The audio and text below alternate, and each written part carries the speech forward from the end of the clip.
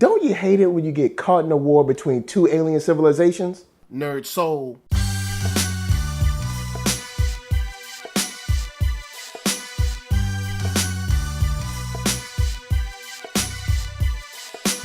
Late Ill Kid at OneYoungsta, holding it down, bringing that StreetGeek and NERDSoul. What is up, my people? We got geek, we got hip hop, and we holding it down for talk shop. That's right, it's all about comics. And I'm following up on a joint that I did way back in my audio only days, which is of course Armor 1.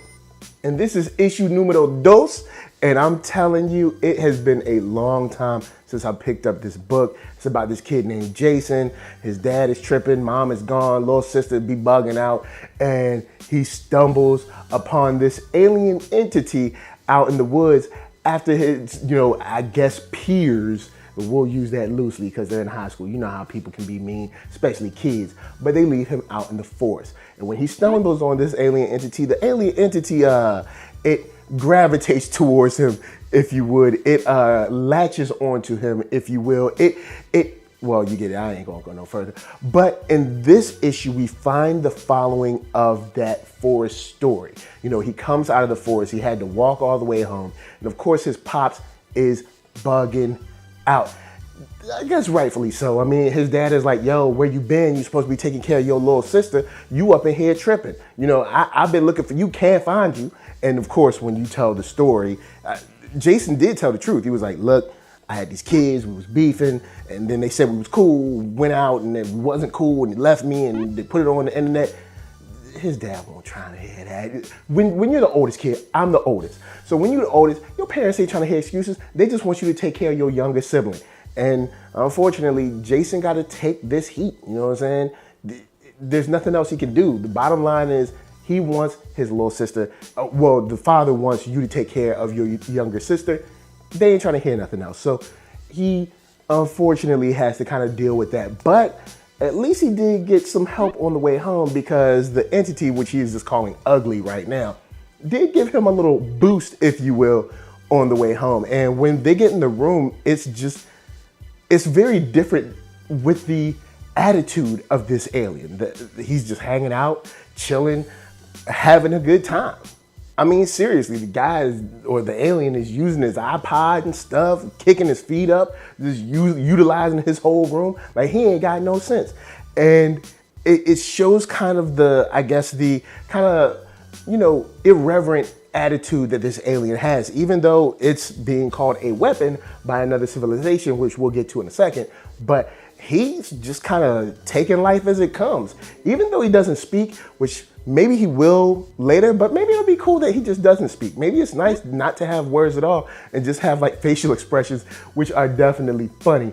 But with all that to the side, we do get more into what the father actually does for a living. And we find that the father is part of this government organization, if you will, but they definitely deal in the extraterrestrial, because when he gets called into work, they're like, yo, we saw the space crash or whatever. We can't find nothing. Somebody must have it. And we got the broken canister. What was inside of it? And his attitude at work is much different than at home. And you see this guy himself is living double lives.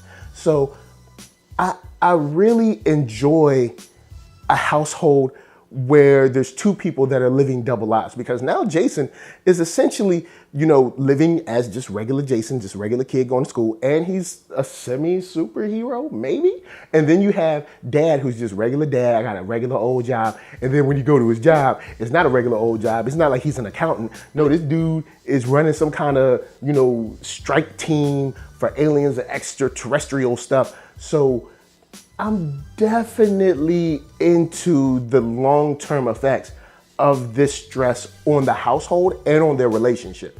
But we get to see a group of dogs that they refer to themselves as, that are kind of like just there to attack, to detain, to shut down, or to hinder or harm external forces that might be negative or maybe, antagonistic.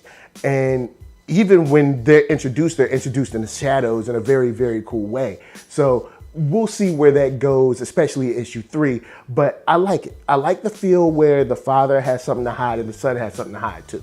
Now we got some other cool stuff like, you know, the search and the furtherance of the dogs and some school life. But of course, first, Kira Brand is going to help us pay them bills.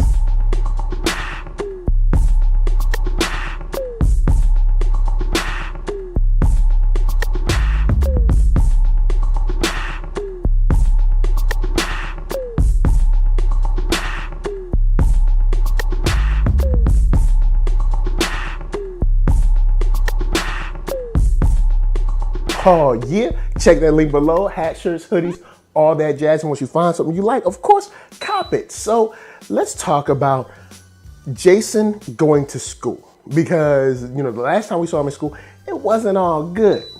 And it's not going to be all good today, but that's because the other alien civilization is now searching for this weapon. And when they send someone to search for the weapon, they send like a search dog or a hound or something that can pick up the scent. And it's supposed to find the most powerful entity. And this you know, hunting dog that the aliens use isn't particularly a dog. It's kind of like a 3-headed dragon.